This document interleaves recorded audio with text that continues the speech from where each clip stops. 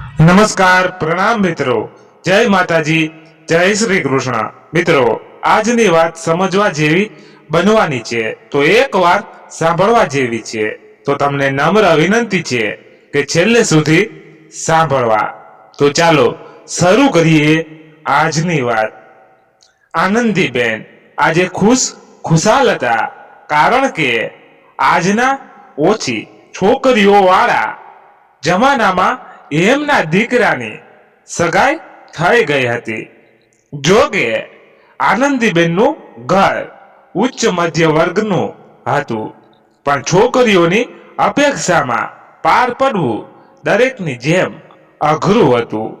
આનંદીબેનનો પુત્ર આગમની સગાઈ અનોખી સાથે કરવામાં આવી હતી. બંને કુટુંબ ભેગા મળીને સમાજના રીત રિવાજ મુજબ સગાઈ પાકી કરવામાં આવી હતી. બંને પક્ષ તરફથી સુકનવંતો રૂપિયાની આપલે થઈ ગઈ હતી. જ્યોતિબેન અને અનિરુદ્ધભાઈ પણ ખુશ હતા કે એમની સંસ્કારી દીકરીને સારું ઘર મળી ગયું હતું.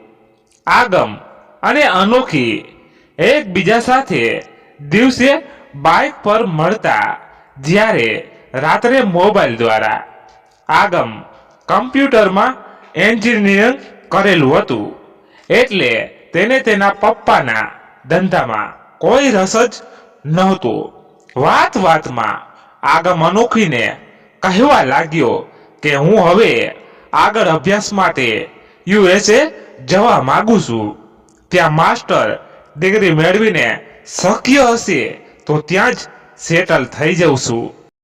આવું સાંભળીને અનોખી ખચકાટ અનુભવતા હતી, પણ તે ભારતીય મૂલ્ય ધરાવતી છોકરી હોવાથી હાલ તો આગમની સાથે આમાં આ કરવાનું વધુ યોગ્ય લાગ્યું. આગમ અને અનોખીના લગ્ન કરી દઈએ.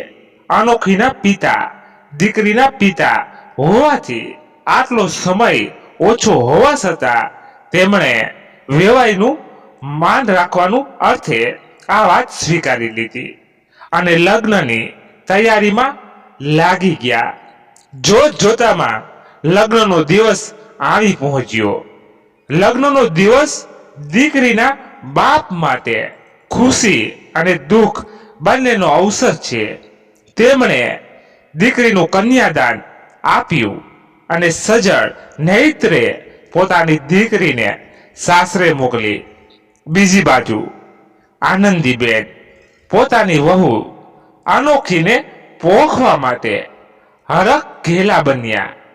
આમ પણ કોઈ પણ સ્ત્રી જ્યારે વહુને પોખે છે ત્યારે અનેરો આનંદ મળતો હોય છે.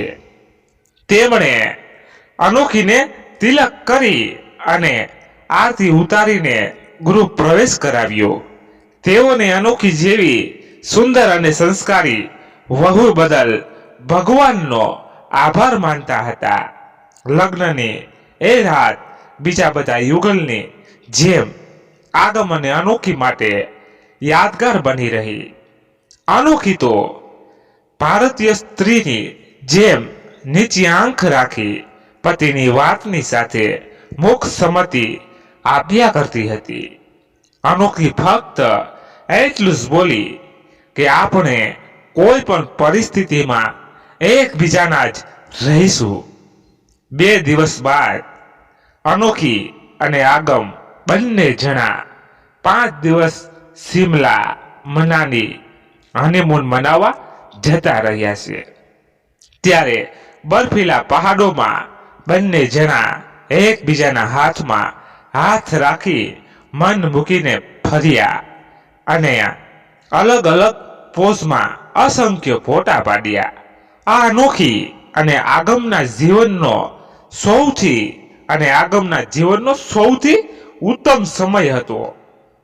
અનોખી અને આગમના પાછા ફરવા સાથે ઉદાસ બની ગયા આનંદીબેન પાછા મૂળમાં આવી ગયા હતા.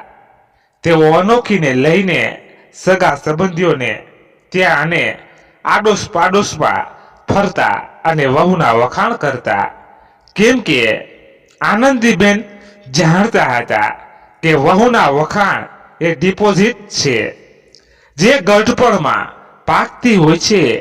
ધીમે ધીમે આગમનો અમેરિકા જવાનો દિવસ નજીક આવી ગયો. છેલ્લો મહિનો તો આગમની બેગ તૈયાર કરવામાં, કપડાં અને અન્ય ચીજો ખરીદવામાં અને જરૂરી અન્ય વસ્તુઓ ભરવામાં વીત્યો. અને છેલ્લા અઠવાડિયાથી તો તેઓના સગા સંબંધી અને મિત્રો શુભેચ્છા આપવા આવતા હતા. તો અનોખી તો તેઓની સરભરા કરવામાં જ પસાર કરતી હતી. આમ કરતા કરતા આગમના જવાનો દિવસના આગલા દિવસે બંને જણ હોટેલમાં કેન્ડલ લાઇટ ડિનર માટે ગયા હતા. ત્યાં અનોખી જાણે કે પતિના વિયોગમાં એ રીતે ઉદાસ થઈ ગયેલ કે એને શું કહેવું એનો ખ્યાલ જ નહોતો. તે અનોખી ફક્ત એટલું બોલી કે આગમ, તમારા વગર હું કઈ રીતે અહીં જીવી શકીશ? તમે એનો ખ્યાલ છે? આગમ પણ જવાબમાં કહે છે, તારી પાસે તો કુટુંબ છે અને ત્યાં તો હું એકલો છું. મને તારી યાદ નહીં આવે? પણ આપણા સારા ભવિષ્ય માટે હું જઈ રહ્યો છું. ફક્ત 2 વર્ષની તો વાત છે અને હવે તો મોબાઈલ છે ને, વિડીયો કોલિંગમાં વાત કરીશું. એવું માનજે કે લગ્ન જ મોડા થયા હોય. 2 વર્ષ તો ચપટી વગાડતા પસાર થઈ જશે. ગાંડી હવે આગમ બોલ્યો કે ચાલ હવે આમ જ માહોલ ગમગીન રાખીશું કે એન્જોય પણ કરવું છે તારે. એટલામાં જ આયો 2 રોયલ વાલટૂટ આઈસ્ક્રીમ લેતો આવ્યો. બંને જણા આઈસ્ક્રીમ ખાવા લાગ્યા. પણ આઈસ્ક્રીમની દર વખત જેટલી મજા નહોતી આવતી, કેમ કે હૃદયમાં રહેલ વિયોગની જલનને એક બહારની વસ્તુ કઈ રીતે ઠારી શકે. અનોખી આઈસ્ક્રીમને જોઈ બોલી, જિંદગી પણ આઈસ્ક્રીમ જેવી છે, ટેસ્ટ લો નહીં તો વેસ્ટ જશે. હવે બંને જણા ગાડીમાં બેસી ઘરે જઈ રહ્યા હતા. ત્યારે રેડિયો મિર્ચી FM પર ગીત પણ પરિસ્થિતિ અનુરૂપ શરૂ થયું. तुझसे नाराज नहीं, जिंदगी हैरान हूं मैं, परेशान हूं मैं. अनोखी અને આગમ બંને જણા ઘરે પહોંચ્યા અને બેડમાં સુવાનો પ્રયત્ન કરે છે, પણ બંનેમાંથી કોઈને ઊંઘ આવતી નથી. ત્યારે આગમ અનોખીના ખોળામાં માથું મૂકી સૂઈ રહે છે અને અનોખી તેના વાળમાં પ્રેમથી હાથ ફેરવતી હતી. બંને જણાને જાણે કે લાગતું હતું કે કાશ સમય અહીં જ અટકી જાય તો કેવું સારું. બીજા દિવસે વહેલા ઉઠવાનું હોવાથી બંને જણા સૂઈ જાય છે અને બંને જણાને પહેલી રાતનું ગીત યાદ આવી જાય છે. લગ જા ગલે फिर ये रात हो ना हो, शायद फिर इस जन्म में मुलाकात हो ना हो. બીજા દિવસે વહેલા ઉઠીને પરિવાર ગણેશજીના આશીર્વાદ માટે મંદિર જાય છે અને હાજર તમામને પ્રસાદ આપે છે. અનોખી બસ આંખો બંધ કરી એટલી પ્રાર્થના કરે છે કે મારા આગમની તમે રક્ષા કરજો પ્રભુ. ધીમે ધીમે સાંજ પડવા આવે છે. આનંદી બેન આગમને કપાળે તિલક કરે છે અને સુકૂન માટે દહીં સાકાર ખવડાવે છે. અનોખી આગમને કહે છે કે આ વસ્તુ માટે તમે ના ન પાડતા અને તે આગમના જમણા હાથે રક્ષા કવચ રૂપે તાવીજ બાંધે છે. આ જોઈ આગમ કહે છે કે અનોખી તું પણ હવે બહાવરી ના બન, મને કશું જ નહીં થાય. આવું સાંભળી અનોખી આગમના હોઠ પર હાથ મૂકી દે છે અને પોતાની સજળ આંખો સાથે આગમની છાતી પર માથું ઢાળી દે છે. આગમ કહે છે કે ચાલો હવે નહીં તો આમને આમ મારી ફ્લાઇટ છૂટી જશે. હવે બંને ગાડીમાં આગમના કુટુંબજનો અને મિત્રો આગમને મૂકવા જાય છે. રસ્તામાં આનંદીબેન આગમ બેટા આમ કરજે તેમ ના કરતો એવી સલાહ આપ્યા કરે છે. ત્યારે આગમ કહે છે કે હવે હું નાનો નથી અને એવું હોય તો ચાલો તમે મારી સાથે. આમ કહી આગમ વાતાવરણ હળવું કરવા માટે આવો પ્રયત્ન કરે છે. આમ કરતા કરતા મહેસાણાથી અમદાવાદ ક્યાં આવી ગયું એનો ખ્યાલ જ ન રહ્યો. ગાડી હવે સરદાર પટેલ આંતરરાષ્ટ્રીય વિમાન મથકના પાર્કિંગ પર આવી પહોંચી અને બધા મિત્રો આગમના થેલા ઉપાડીને ચાલતા હતા. અનોખી અને આગમ બંને એકબીજાના હાથ પકડી ચાલતા હતા. એકબીજાના હાથની એક હૂંફ હવે થોડીક ક્ષણ માટે જ હતી. એટલામાં મુસાફર લગેજ ચેકિંગ અને બોર્ડિંગ માટે સૂચના માઇક પર જાહેર થઈ. હવે આગમ ચેકિંગ અને બોર્ડિંગ માટે જવાનો સમય આવી ગયો. આગમ પણ ગળગળો થઈ ગયો. આનંદીબેન પણ પોતાના આંસુ લૂછતા હતા. આગમને રડમસ થયેલ જોઈ મિત્રો બોલ્યા, શું યાર તું પણ ચાલ હવે, નહીં તો રડીશ અને રડાવીશ. હવે કાકા અને માસીની ચિંતા ન કરતો ભાઈ, હવે તેઓની જવાબદારી અમે લઈએ છીએ, પણ પાછો આવીશ ત્યારે તારી પાસે વસૂલ કરીશું. અને તારી ભાભી પણ અનોખીને મળવા અવારનવાર જતી રહેશે. છેવટે જ્યાં સુધી આગમ ગયો ત્યાં સુધી બધા એને જોઈ રહ્યા હતા. ત્યારબાદ પણ તેઓ પ્રતીક્ષા રૂમમાં થોડો સમય બેસી અને ત્યારબાદ આગમને ફોન કરે છે. હવે હું વિમાનમાં બેસી ગયો છું, છેક હવે ન્યુયોર્ક જઈ તમારી સાથે વાત કરીશ. હવે કુટુંબજીનો અને મિત્રો આગમને મૂકી ગાડીમાં પરત ફરી રહ્યા હતા. બીજી બાજુ આગમ જેમાં બેઠો હતો એ એર ઇન્ડિયાનું વિમાન પણ હવે રનવે પરથી ઊંચકાઈને આકાશ તરફ આગળ વધી રહ્યું હતું. નીચે ઝગમગતા અમદાવાદ શહેરનો નજારો પણ આગમને અદ્ભુત લાગી રહ્યો હતો. પરત ફરતી વખતે ગાડીમાં પૂર્ણ ચંદ્રનો પ્રકાશ અનોખી પર પડી રહ્યો હતો.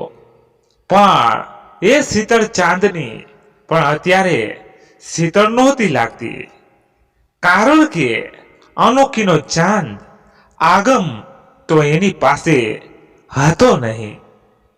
અમદાવાદથી ઉપડેલ વિમાન લંડન થઈને જ્યારે ન્યુયોર્કના જોહન એફ કેનેડી એરપોર્ટ પર ઉતર્યું ત્યારે આગમ રોમાંચિત થઈ ઉઠ્યો. વિચારતો હતો કે કેટલા સમયથી આ સપનું જોયું હતું અને તે આજે તેના સ્વપ્નને સમી દુનિયા પર ડગ માંડી રહ્યો હતો. આ એરપોર્ટ જોઈને આગમ દંગ રહી ગયો. ખૂબ જ વ્યસ્ત હતું એ એરપોર્ટ. એક વિમાન ઉતરતું હોય ત્યાં બીજું ચડતું હોય.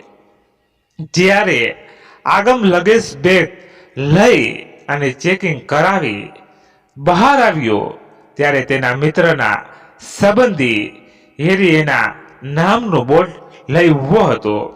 હેરીએ આગમને જોઈ સ્માઇલ આપી ને ભેટી પડ્યો.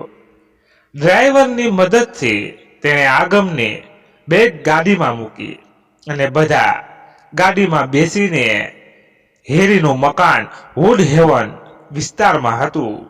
તે તરફ ગાડી દોડી રહી હતી. ગાડીમાંથી આગમે અનોખીને ન્યુયોર્ક પહોંચી ગયો છું એવો કોલ કરી દીધો અને પછી શાંતિથી વાત કરીશ એમ કહ્યું હતું. હેરીની કાર એક એપોઇન્ટમેન્ટ આગળ જઈ ઊભી રહે છે. હેરી કહે છે કે આગળ જ્યાં સુધી કોલેજ શરૂ થાય ત્યાં સુધી તારે અહીંયા રહેવાનું છે. આમ પણ વિદેશમાં કોઈ વ્યક્તિ પોતાના દેશની વ્યક્તિ જુએ એટલે ભારેભોર થઈ જતા હોય છે. આગમ બોલ્યો, ત્યાં સુધી હું પણ મારા એપોઇન્ટમેન્ટ અને પાર્ટ ટાઈમ જોબ્સો લઈશ. આવું સાંભળી હેરી કહે છે કે ડોન્ટ વોરી ડિયર. આગમને કોલેજ શરૂ થવાને 20 દિવસ બાકી હતા, પણ તે ત્યાં વહેલા પહોંચી ગયો જેથી ત્યાંના વાતાવરણ રીતભાતથી પરિચિત થવાય અને ત્યાં અતડું ન લાગે માટે. હવે હેરીએ આગમનો સમાન ગેસ્ટ રૂમમાં મુકાવી દીધો હતો. હવે આગમ નાહી ધોઈ ફ્રેશ થઈને થોડા કલાક સૂઈ ગયો. ફ્લાઇટમાં લાગેલો થાક ઊંઘવાથી ઓછો થઈ ગયો હતો. અનોખીને ફોન લગાડે છે ત્યારે ભારતમાં સવારના 7 વાગ્યા હતા. અનોખી ફોન ઉપાડે છે. સામેથી અવાજ આવે છે, હેલો અનુ, શું કરે છે તું? અનુ ઉદાસીનતાથી બોલી ઉઠે છે, કંઈ નહીં, જ્યારથી તમે ગયા ત્યારથી ઘરમાં જાણે કે સુનકાર વ્યાપી ગયું છે. ઘરમાં કંઈક ખૂટવાનો અહેસાસ થઈ ગયો છે. જાણે કે ઘરમાં રહેવું જ ગમતું નથી. મમ્મી કાલના ચિંતા કરે છે અને પપ્પા પણ ઘરમાં ખાસ રોકાતા નથી. હવે મારી હાલત તો તમને શું કહું? અનોખી જાણે કહેતી હોય, तुम बिन जिया कैसे कैसे जिया दिए तुम बिन सदियों से लंबी है सदियों से लंबी है ये दिन देखकर आ जाओ ये दिल કહે રહા હૈ. અનોખી બોલી નથી શકતી પણ ફક્ત મહેસૂસ કરે જાય છે એના આગમનને. આમ પણ જ્યારે જીભ નથી બોલી શકતી ત્યારે આંખો અને દિલ બોલતું હોય છે. આગમ કહે છે, અહીં આપણા સંબંધી હેરીના ત્યાં હાલ તો રહેવાની વ્યવસ્થા થઈ ગઈ છે અને થોડાક સમયમાં હું પીજીમાં રહેવાની વ્યવસ્થા થઈ જશે અને જોબ પણ મળી જશે.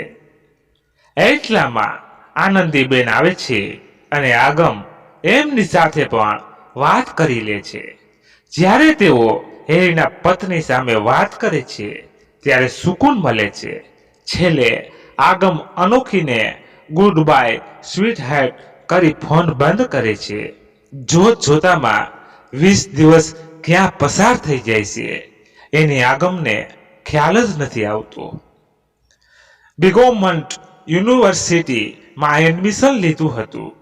તે યુનિવર્સિટીમાં એડમિશન લેવું એ જ એક પ્રકારના મોભાની વાત છે. એમાંથી એમ ટેચ થયા પહેલા બહાર આવનાર વિદ્યાર્થીને નોકરી આપવા માટે કંપનીઓ લાઇનમાં ઊભી હોય છે. યુનિવર્સિટીની વિવિધ ફેકલ્ટીમાં આવનાર વિદ્યાર્થીઓ લગભગ દુનિયાના દરેક દેશમાંથી આવેલા હોય છે.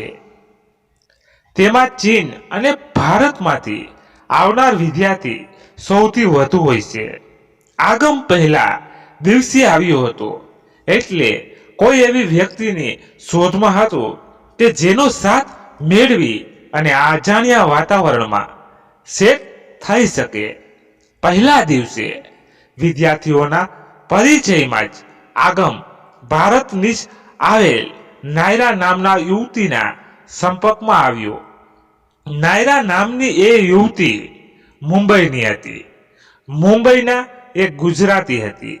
પરિવારની એક લોતી પુત્રી મુંબઈની LLTમાંથી એન્જિનિયરિંગની પદવી મેળવી અમેરિકામાં વધુ અભ્યાસમાં આવી હતી.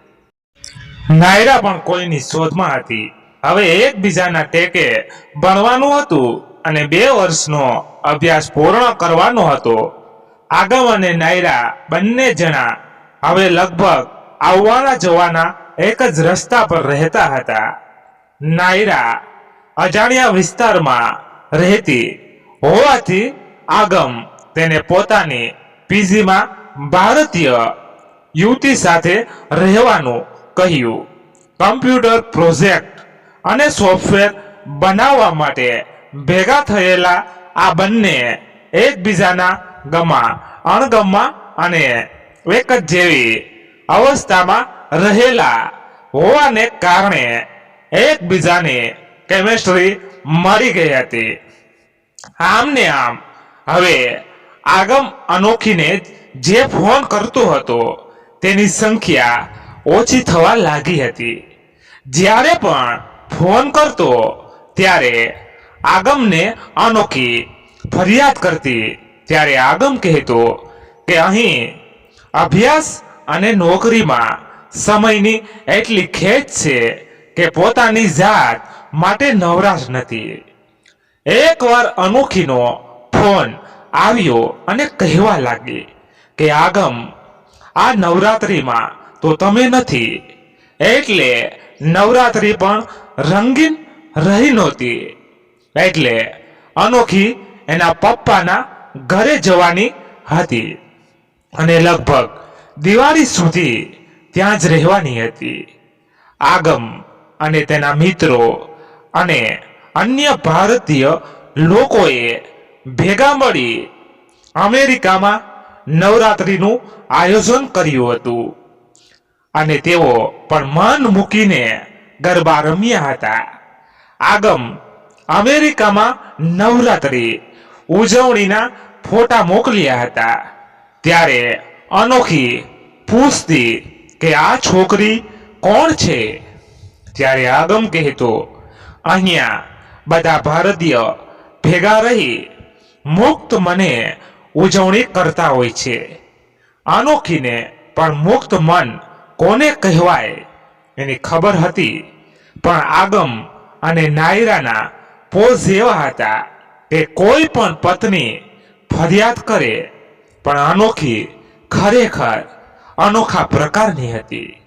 પોતે જાણતી હોવા છતાં તે આગમને એ માટે ફરિયાદ નહોતી કરતી કે તે આગમની નજરમાં ઉતરી ન જાય. અમેરિકામાં આગમ અને નાયરાને એકબીજાનો હાથ અને સાથ ગમતો હતો અને બંને જણા એક સાથે લોંગ ડ્રાઈવ પર, ડિસ્કો બાર અને જાહેર સ્થળોએ ફરતા હતા અને એન્જોય કરતા હતા.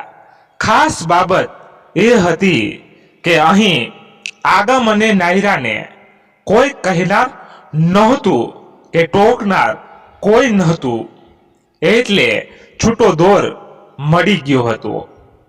આગમ પણ જે સંસ્કારી છોકરો હતો તે ભણવાની સાથે સાથે હવે અમેરિકામાં ડ્રિંક અને સિગારેટના રવાડે ચડી ગયો હતો. શરાબ અને સુંદરી તો ભલભલાને ચલિત કર્યા હતા. તો આગમની સી વિષાદ હવે નવરાત્રિ પછી કરવાર ચોથનો દિવસ આવતો હોવાથી અનોખી આગમને ફોન કરી જણાવે છે કે તે પોતાના પતિના આરોગ્ય અને આયુષ્ય તેમજ સુખી દાંપત્ય જીવન માટે કરવા ચોથનું વ્રત કરશે. ત્યારે આગમ કહેવા લાગ્યો, વ્રત કરે જો સારું થવાનું હોય તો બધા પ્રયત્નોને બદલે વ્રત જ ના કરે. ભારતીય સ્ત્રીઓ ક્યારે સુધરશે? હું કેવી રીતે વ્રત બાબતે આ માનું? આમ પણ વધુ ભણનાર અને અતિ આધુનિક વ્યક્તિ સ્વસંદી બની જતી હોય છે અને પ્રેમ વિશ્વાસ અને શ્રદ્ધાનું લેવલ ઓછું થતું જતું હોય છે. અનોખી કહે છે, ભલે તમે ના માનો તો કંઈ નહીં, પણ રાત્રે વ્રત ખોલવા માટે જ્યારે તમને જોવા વિડીયો કોલ કરું ત્યારે ચોક્કસ ઉપાડજો. મને ભગવાન અને તમારામાં અપાર શ્રદ્ધા છે અને રહેશે. આગમ કહે છે કે ભલે હું બધું માનતો નથી, પણ તારા માટે ફોન કરીશ.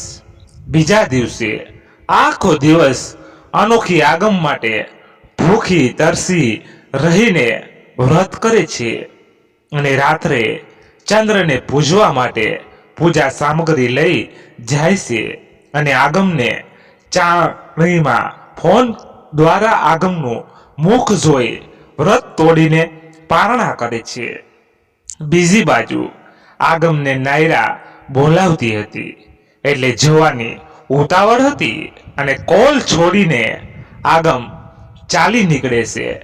પોતાનું વ્રત અને માન સચવાયા એટલે અનોખી પણ સંતોષ સાથે આજે આગમના મીઠા સંભારણામાં સરી પડે છે.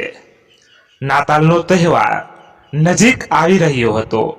ન્યુયોર્કમાં ચારેય બાજુ ઉજવણીનો માહોલ જામ્યો હતો.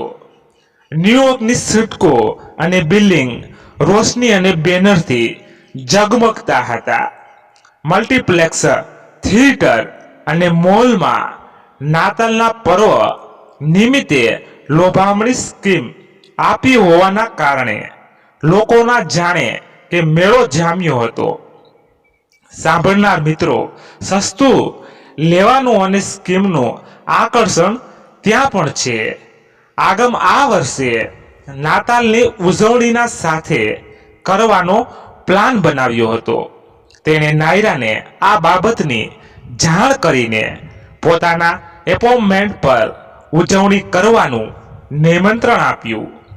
નાયરાએ પણ 24મી ડિસેમ્બરની રાત્રે ચોક્કસ આવવાનું કહ્યું. તે દિવસે આવી પહોંચ્યો હતો. આગમ પણ જોબથી વહેલા ઘરે આવી ક્રિસમસ ટ્રી, કેક અને ડેકોરેશન સામગ્રીથી ઘર સજાવી દીધું હતું. નાયરા આવે છે ત્યારે આગમ મેરી ક્રિસમસ વિશ કરી આવકારે છે. ત્યારબાદ રાત્રે 12 વાગ્યે નાયરાના હાથે કેક કપાવી અને ઘૂંટડીએ પડી ક્રિસમસ ગિફ્ટ આપી લવ યુ કહે છે, જે આગમને અનોખી સાથે વાત કરવાનું ટાળે છે. અને જેને કરવા ચોથ જેવો પવિત્ર તહેવાર ફક્ત લાગણી, વેળા અને દેખાવો લાગે છે, એ આગમને કહેવાનું મન થાય છે કે તો તમે ફક્ત આધુનિક છો એવું દેખાડવા માટે નાતાલ ઉજવો છો. આગમ જેની પત્ની તેને હૃદયમાં રાખી પ્રેમ કરે છે, તે યુવાન અન્ય યુવતી સામે ઘૂંટડીએ પડી પ્રેમની ભીખ શા માટે માગે છે? આગમના પ્રેમનો નાયરા સ્વીકાર કરી લે છે, કશું જાણ્યા વગર કે પૂછ્યા વગર. નાયરા તો અજાણ છે, પણ આગમ બેવકૂફ છે. તેઓ હવે એકબીજાની સાથે વધુ ને વધુ સમય ગાળે છે. ન્યુયોર્કમાં વીકેન્ડ દિવસોમાં ખાવું, પીવું, ફરવું પૂર્ણ રીતે કરાય છે. અઠવાડિયા દરમિયાન કમાયેલું ખર્ચ કરી જિંદગી આધુનિક રીતે જીવ્યનો સંતોષ માને છે. બંને જણા આગમનો ફોન ઘણા દિવસોથી નહોતો હોવાને કારણે અનોખી આગમની ચિંતામાં એને ફોન કરે છે. આગમ અનોખી સાથે કોઈ જ પ્રકારના રસ વિના ઔપચારિક વાત કરે છે અને તેની મમ્મી સમક્ષ એવું જૂઠાણું કહે છે કે હું મારા અભ્યાસમાં એટલો વ્યસ્ત રહું છું અને પાછું વધુમાં જોબ પણ, એટલે તમને ફોન કરવાનો સમય નથી મળતો. આગમના પિતા પોતાની પુત્રવધુ અનોખીની ઉદાસીના અને દીકરાના બદલાયેલ વર્તનથી આગમના મિત્ર હેરીને ફોન કરી આગમની વાસ્તવિકતા તપાસવાનું કહે છે. હેરી તપાસ કરવા માટે 2 થી 3 દિવસનો સમય માંગે છે. હેરી આગમને જાણ કર્યા વિના તેના એપોઇન્ટમેન્ટ પર પહોંચે છે અને સિક્યોરિટી આગમ વિશે પૂછે છે અને તેના ત્યાં પહોંચે છે. ત્યારે આગમ અને નાયરા ડ્રિંક લઈ નશામાં ચકચૂર અને બેભત્સ પરિસ્થિતિમાં જોવે છે. હેરી આ હકીકત જાણે છે અને થોડા દિવસ જાસૂસી કરી ખરાઈ કરે છે અને ત્યારબાદ આગમના પિતા ચેતનભાઈને આગમ વિશે કહે છે. આગમના પિતા આગમ પર ગુસ્સે થાય છે અને કહે છે કે આ નપાવટ ને ક્યારેય આ ઘરમાં પગ નહીં મૂકવા દઉં. આનંદીબેન પણ દીકરાના કરતૂતથી પારવાર પસ્તાવો કરે છે. આગમની હકીકત જ્યારે અનોખી જાણે છે ત્યારે નિસાસો નાખતા એકલી બોલે છે કે મારા પ્રેમમાં શું ઉણપ હતી તે તમારે બહાર કોઈ અન્ય સાથે જોડાવવું પડ્યું. અનોખી કહે છે કે કદાચ મારા નસીબમાં જ એ જ લખાયેલ હશે. ચેતનભાઈ પુત્રવધુના આ દુઃખથી વચનો સાંભળીને કહે છે, વહુ બેટા તમે ના રડો, મારા ઉછેરમાં જ ખામી હશે તેથી આવું થયું. બીજા દિવસે ચેતનભાઈ પોતાના વકીલને બોલાવીને પોતાની સ્થાવર અને જંગમ તમામ મિલકતનું વિલ બનાવડાવી પોતાની પુત્રવધુ અનોખીને નામે કરી દીધી. અનોખીને મિલકત કરતા પતિ પર વધુ વિશ્વાસ હતો એટલે જ્યારે પણ આગમ સાથે વાત કરતી ત્યારે એને વાસ્તવિકતાનો અણસાર ના આવે તેનું ધ્યાન રાખતી હતી. ફરી એકવાર અનોખીએ આગમ નહોતો પણ કરવા ચોથનું વ્રત કરે છે અને વ્રતના પારણા કરવા જ્યારે આગમને ફોન કરે છે ત્યારે નાયરાના પ્રેમમાં અંધ બનેલ આગમ ફોન પણ ઉપાડતો નથી. એટલે અનોખી નિરાશ થઈ તેનો ફોટો જોઈ પારણા કરે છે અને ચોધાર આંસુએ રડે છે. ન્યુયોર્કમાં હવે નાયરા સાથે ખર્ચ કરવામાં આગમે પણ લોન લીધી હતી એટલે હવે નાયરા માટે વધુ ખર્ચ કરી શકે એમ નહોતો. હવે વેલેન્ટાઇન દિવસ નજીક આવી ગયો હતો ત્યારે આગમ નાયરાને તેની ઉજવણી માટે લોંગ ડ્રાઈવ પર જઈને ડાયમંડની વીંટી આપવાનું ગોઠવેલ હતું. આગમ જ્યારે વેલેન્ટાઇનના દિવસના આગલા દિવસે ફોન કરી કાલે આવવાનું કહે છે ત્યારે નાયરા તબિયતનું બહાનું બતાવીને આવવાની ના પાડી દીધી છે. એટલે આગમ નાયરાના ફ્લેટ પર આગલા દિવસે જાય છે ત્યારે તે બીમારનો ઢોંગ કરતી સૂતેલી હોય છે. આગમનો મૂડ બગડી જાય છે પણ કંઈ કરી શકતો નથી. તે વેલેન્ટાઇન દિવસ આવે છે અને તે નિમિત્તે નાયરાને ઝડપી સાજા થવાની શુભેચ્છા પાઠવી દેશે. હવે તે કામ ના હોવાથી જોબ પર જતો હોય છે ત્યારે જુએ છે કે નાયરા જેવી યુવતી કોઈકની સાથે જઈ રહી છે. દ્રશ્ય જોઈને પોતાની આંખ પર વિશ્વાસ નહોતો આવતો. એને માટે એને તેનો પીછો કર્યો. જ્યારે નાયરા બીજાને ભેટી પડતી જુએ છે ત્યારે તેના આંખોમાં ગુસ્સો આવી જાય છે. સાંજે નાયરાના ફ્લેટ પર જઈને આગમ આ બાબતે ફોટા બતાવી સ્પષ્ટતા કરે છે ત્યારે નાયરા કહે છે કે તું મૂર્ખ અને બદમાશ છે. તારા જેવા યુવક સાથે શું હું જીવન વિતાવીશ? ક્યારેય નહીં. આગમ ગુસ્સે ભરાઈને વિચારતો રહ્યો કે નાયરા શું તે મને ફક્ત એક ક્રેડિટ કાર્ડ માન્યો? બસ ફક્ત મારી એટલી વિષાદ. આગમની આંખોમાંથી ફક્ત આંસુ નીકળવાના જ બાકી હતા. આજે આગમને પોતાના પર પારાવાર પસ્તાવો હતો. તેને લાગ્યું કે પોતાના કર્મના ફળ ભોગવવાનો સમય આવી ગયો હતો, કેમ કે તેને બેવફાઈના બાવળ ઉગાડ્યા હતા, એટલે કાંટા પણ તેને જ વાગવાના હતા. પસ્તાવાથી ભરેલો આગમ પોતાનો ફોન ખોલે છે, ત્યારે અનોખી તરફથી એને happy Valentine day my love message મળ્યો હતો. પોતાના ફ્લેટ પર જઈને મોબાઈલમાં અનોખીનો ફોટો સામે રાખી ખૂબ રડ્યો. ત્યારે એનું મન શાંત થયું. આગમ જ્યારે ઘડિયાળ સામે જોયું ત્યારે રાત્રિના 11:50 PM થયા હતા. આગમ હવે સમયને સરી જવા દેવા નહોતો માંગતો, એટલે હિંમત કરી અનોખીને ફોન લગાડ્યો. પહેલી રિંગમાં જ અનોખીએ ફોન ઉપાડ્યો અને બોલી, હું તમારા જ ફોનની રાહ જોતી બેઠી હતી.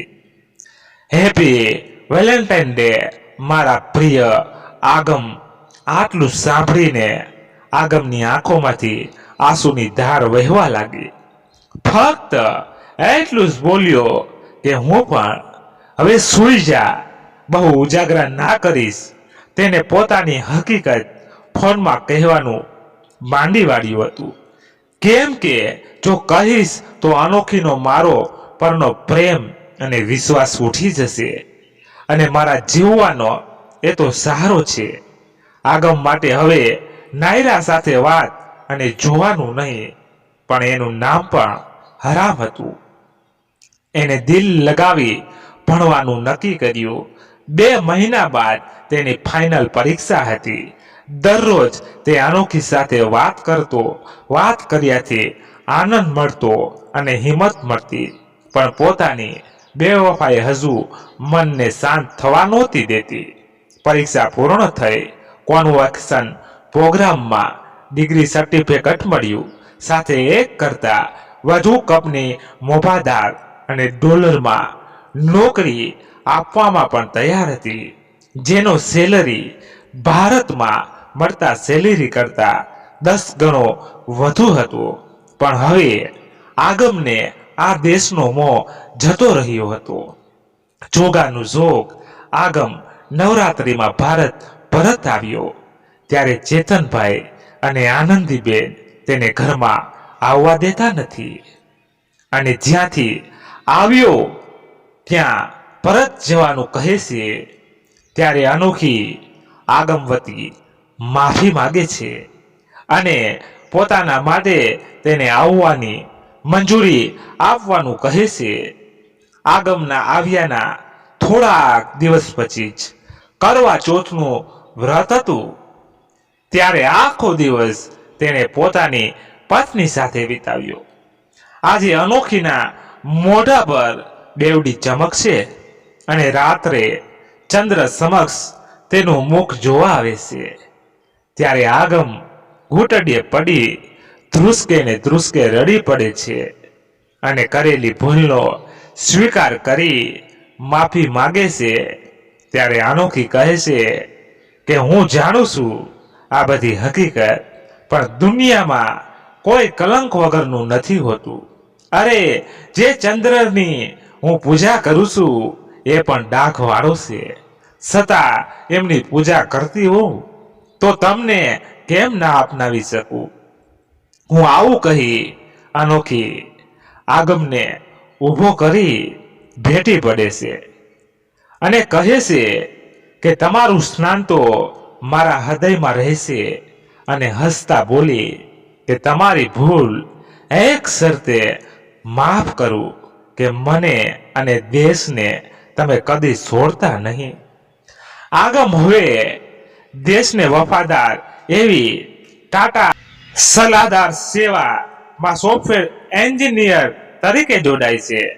ક્યારેય અનોખીને છોડીને ક્યાંય જતો નથી અને નોકરી પર હોય ત્યારે પણ તેને એકવાર અવશ્ય ફોન કરે છે. મિત્રો, વાર્તા સમાપ્ત થઈ. મિત્રો, તમને કેવી લાગી એ કોમેન્ટ બોક્સમાં બતાવજો અને પસંદ આવી હોય તો એક લાઈક કરી તમારા અન્ય મિત્રો સાથે મોકલી દેજો અને ચેનલ પર નવા છો તો ચેનલને સબસ્ક્રાઇબ જરૂર કરજો. ધન્યવાદ. ફરી મળીએ એક નવી વાર્તા સાથે. ત્યાં સુધી અમારી ચેનલ પર ઘણી વાર્તા છે, તે સાંભળી આનંદ માણો. જય માતાજી, જય દ્વારકાધીશ.